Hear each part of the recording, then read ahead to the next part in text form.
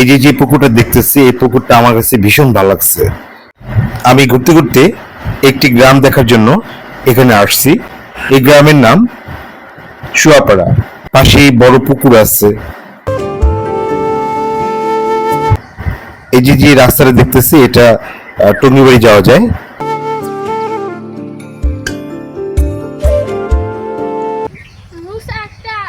তিনটা কোথাও যে বানাইছো, কেমনে বানাইলে এটা? আমি ঘুরতে ঘুরতে একটি গ্রাম দেখার জন্য এখানে আসছি। এটি বজ্রগণী ইউনিয়নের একটি গ্রাম। গ্রামটি খুব সুন্দর। এই গ্রামের নাম শুয়াপাড়া। শুয়াপাড়া গ্রামটি মুন্সিগঞ্জ সদর উপজেলার অন্তর্ভুক্ত। পুকুরের পাশ দিয়ে ভিতরে একটা রাস্তা গেছে। ওই রাস্তা দিয়ে ভিতরে এসে আলু ক্ষেত দেখতেছি, বড় দেখতেছি। পাশেই বড় পুকুর আছে, অনেক মাছ আসছে এখানে। পুকুরের পাশ দিয়ে যে রাস্তাটা গেছে, এই রাস্তার পাশ দিয়ে আরেকটা বড় আকারের পুকুর আছে। এই দক্ষিণ শুয়াপাড়া গ্রামে যখন আমি আসলাম, তখন অনেক চিত্র আমার চোখে পড়ছে। সুন্দর একটা গ্রাম। আমি বাইক দিয়ে যখন আসলাম, তখন দেখলাম এই গ্রামে অনেকগুলো পুকুর আছে, যেটা অন্য সব গ্রামে এত পুকুর দেখা যায় না। আর পুকুরগুলো বিশাল বড় বড়। এই যে যে পুকুরটা দেখতেছি, এই পুকুরটা আমার কাছে ভীষণ ভালো লাগছে। পাশে একটা নৌকা বাঁধা আছে। এই পুকুরটার পাশে দাঁড়িয়ে আমি দু চোখ ভরে পুকুরটা দেখতেছি। পুকুরে যে চারপাশে গাছগুলো, এই গাছগুলো পানিতে যে ছায়া পড়ছে, মনে হচ্ছে কেউ রং তুলিতে এঁকে রেখেছে।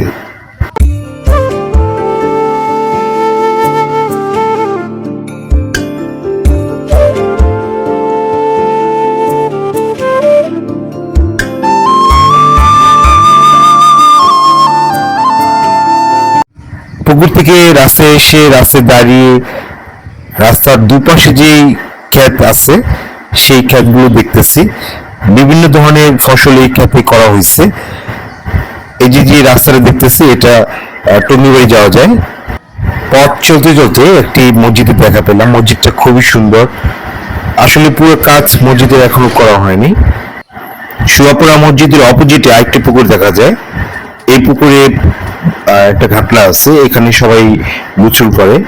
এরকম যে একটা চিত্র এখন বরাবর দেখা যায় না।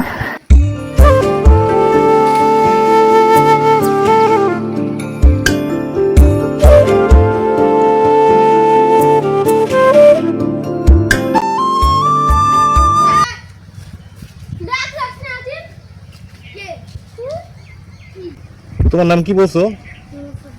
আর তোমার? তোমার তিনটা কোথাও যে বানাইছো, কেমনে বানাইলে এটা? এটা আমার আব্বু এটা কিনেছে আর এটা বানাইছে। তিন কোথাও দিয়ে কি তোমরা খেতে যাইবা? আলু তুলতে?